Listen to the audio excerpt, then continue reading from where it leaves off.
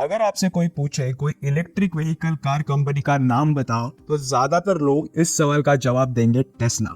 But कभी आपने BYD company का नाम सुना है? कुछ साल पहले तो इलॉन मस्क को भी नहीं लगा था कि BYD जैसी कोई कंपनी उन्हें टक्कर देगी। BYD कंपनी पीछे छोड़ने वाली है टेस्ला को और बनने जा रही है world wide leader in sales of fully electric vehicles. But ये BYD कंपनी कहाँ से है और ये कंपनी टेस्ला जैसी इलेक्ट्रिक व्हीकल जायंट को कैसे पीछे छोड़ रही है? World. That's right, Elon Musk's Tesla is about to lose its crown. And who's the new king? China's BYD. Will 2024 be the year when Chinese and other Asian electric vehicles conquer Europe and the US? China's biggest EV maker just overtook Tesla in terms of worldwide sales. Chinese EV maker BYD is challenging Tesla at the EV game. BYD posted record sales in the December quarter and sold about 3 million vehicles in 2023, an increase of 61%. Electric vehicles world wide काफी तेजी से accept हो रहे हैं and government भी support कर रहे हैं इलेक्ट्रिक व्हीकल्स को। इसी के चलते पिछले कुछ सालों में हमें न्यू प्लेयर्स देखने मिले हैं फ्रॉम वेरियस कंट्रीज। उसमें से एक है BYD। BYD की शुरुआत हुई थी 1995 बाय वैंग चुनफो। सो कंपनी का नाम था BYD, जहाँ ओरिजिनली ट्रेडमार्क था यादी इलेक्ट्रॉनिक्स। ये आया था जहाँ कंपनी की शुरुआत हुई थी इन दाइपेंग न्यू डिस्ट्रिक्ट, जहाँ उस रोड का नाम था यादी रोड। बाद में जैसे कंपनी बड़ी हुई तो ग्लोबल कन्वीनियंस के लिए B ऐड किया एंड बना BYD। फिर जाके कंपनी का स्लोगन भी मिला build your dreams for companies name BYD। तो कंपनी की शुरुआत हुई थी इन 1995, जहाँ वो फोकस कर रहे थे ऑन रिचार्जेबल निकल कैडमियम बैटरीज। BYD की फाउंडर जहां काम कर रहे थे इन Beijing non ferrous research institute में, उन्होंने एक अपॉर्चुनिटी देखी जहां जापानीज कंपनी शिफ्ट हो रही थी from nickel cadmium batteries to high value nickel metal hydride and lithium ion batteries पे। तो उन्होंने एक अपॉर्चुनिटी देखी एंड वो शेंजन में शिफ्ट हुए विद कजिन लू ज़ियांग एंड स्टार्ट करी शेंजन BYD कंपनी लिमिटेड इन 1995, जहां ये बिजनेस में बहुत सारे पैसे एंड ऑटोमेटेड मशीन्स लगती है जो जापानीज कंपनी यूज कर रही थी। BYD ने इस मैन्युफैक्चरिंग प्रोसेस को रीडिजाइन किया जहां ज्यादा मैनुअल लेबर लगे इन प्रोडक्शन। इस प्रोसेस के चलते BYD काफी कम कॉस्ट में प्रोडक्शन निकाल रहे थे कंपेयर टू जापानीज कंपटीटर्स। बावजूद BYD की नॉमिनल प्रोडक्टिविटी जो 10 टाइम्स कम थी than Japanese competitors, but Japanese batteries की कॉस्ट 5 to 6 टाइम हायर थी।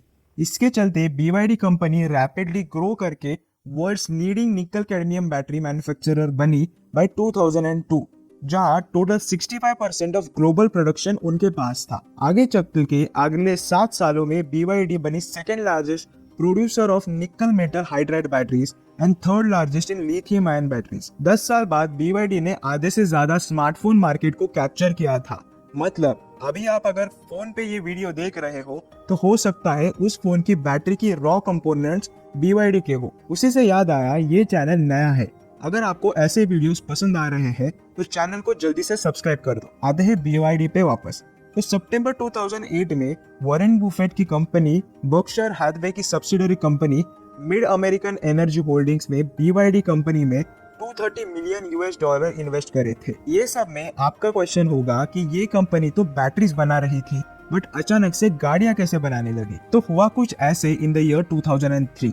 वॉन्ग ने अनएक्सपेक्टेड डिसीजन लिया जहां उन्होंने एक चाइनीज ऑटोमेकर कंपनी क्वाइनचाइन ऑटो को एक्वायर किया। उस टाइम पे चाइना में 28 कार मैन्युफैक्चरर थे, बोथ फॉरेन एंड लोकल मिला के। चाइनीज गवर्नमेंट बाहर की कंपनीज को डायरेक्ट एंट्री नहीं दे रहे थे, उन्हें किसी चाइनीज कंपनी के साथ पार्टनर करके ही बिजनेस करने दे रहे थे।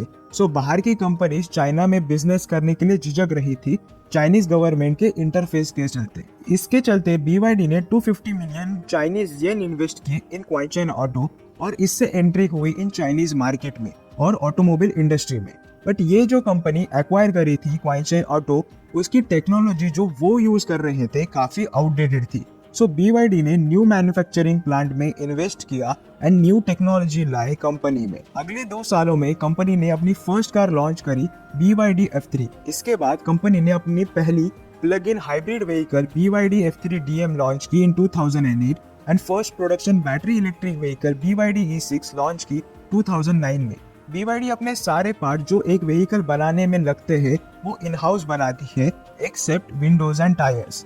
ये ग्रुप के अपने खुद के लिथियम माइंस है, लिथियम प्रोसेसिंग यूनिट्स है, बैटरी प्रोडक्शन यूनिट्स है। इसी के अलावा in house computer chip unit है, जिसके चलते कंपनी कॉस्ट एंड वॉल्यूम को हैंडल कर पाती है। BYD के बैटरी डिवीजन फिनड्रीम्स बैटरी वर्ल्ड की थर्ड लार्जेस्ट प्रोड्यूसर है of electric vehicle batteries. Company ने 2019 से ही अपने कार को एक्सपोर्ट करना स्टार्ट कर दिया था in Africa, south America and middle east. But उस टाइम में BYD के कार्स कम्पीट करती थी प्राइस के चलते over quality in the market. But 2020 के बाद कंपनी ने अपना गेम प्लान चेंज करके ग्लोबल प्रेजेंस में रैपिडली अपने इलेक्ट्रिक व्हीकल्स को एक्सपोर्ट करना स्टार्ट कर दिया। BYD ने अपने new electric models Europe and Australia में भी एक्सपोर्ट करना स्टार्ट कर दिया। BYD ने अपने कुछ मॉडल्स इंडियन मार्केट में भी लाए एंड इंटरेस्ट जताया to invest in Indian market. But government ने इस इन्वेस्टमेंट को नकारा इंडिया चाइना बॉर्डर डिस्प्यूट के चलते एंड BYD का फ्यूचर इन इंडियन मार्केट फिलहाल के लिए पॉजिटिव नहीं दिख रहा। बट ऐसा क्या हुआ जहां इतने कम टाइम में टेस्ला, जो वर्ल्ड में इलेक्ट्रिक व्हीकल्स की पायनियर कही जाती है, उस कंपनी को BYD कंपनी पीछे छोड़ने वाली है। सो चाइना वर्ल्ड के लार्जेस्ट इलेक्ट्रिक व्हीकल लीडर है, जहां चाइना के पास 64% total production and 59% of global sales है। BYD ने बस 3000 कम EV सेल किए हैं compare to Elon Musk Tesla in last quarter. So Tesla को BYD कैसे पीछे छोड़ रहा है? तो फिलहाल टेस्ला अपने 5 कार सेल करती है, model S and model 3 sedans and model X and Y SUVs and Cybertrucks, जहां ये पूरी रेंज एक प्रीमियम कैटेगरी में आती है। इसके कॉन्ट्रास्ट में BYD का फोकस है ऑन अफोर्डेबिलिटी। इसी के चलते कंपनी को ये स्ट्रेटेजी काफी हेल्प की है to attract new generation EV driver. इसमें चाइनीज कंपनी को बेनिफिट मिलता है because of China's control on EV battery supply chain. एक गाड़ी की अराउंड 30% टू 50% कॉस्ट आती है बैटरी की ही।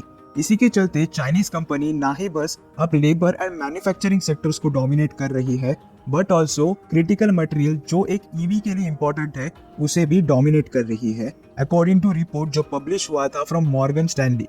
और एक रिपोर्ट बताती है कि 90% of EV battery supply chain rely करती है ऑन चाइना, जहाँ चाइना के 2 लार्जेस्ट मैन्युफैक्चरर है CATL एंड BYD, जो कंट्रोल करते हैं more than half of the market.